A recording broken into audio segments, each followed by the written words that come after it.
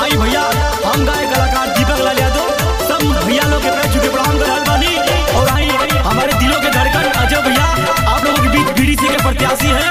और उनको भारी से भारी मतों से विजयी बनाए और बटुकपुर गांव का विकास करें।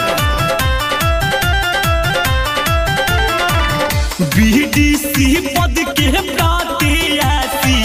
अजय भैया बाटे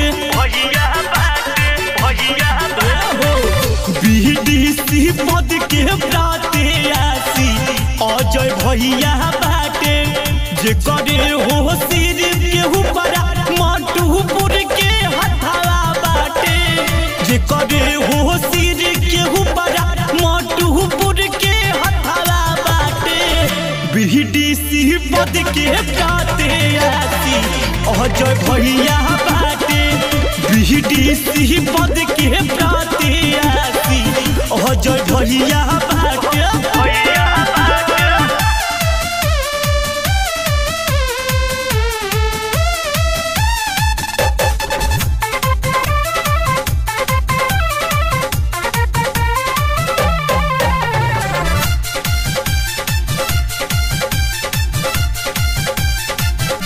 अजय भैया नियन केहू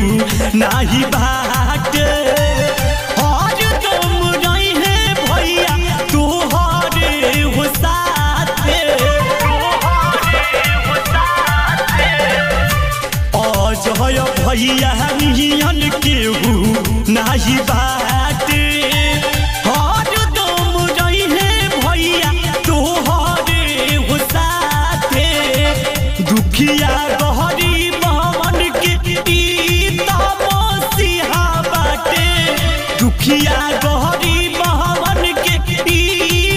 मसीहा बाटे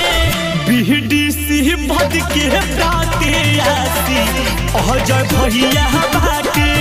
बीडीसी पद के प्रत्याशी अजय भैया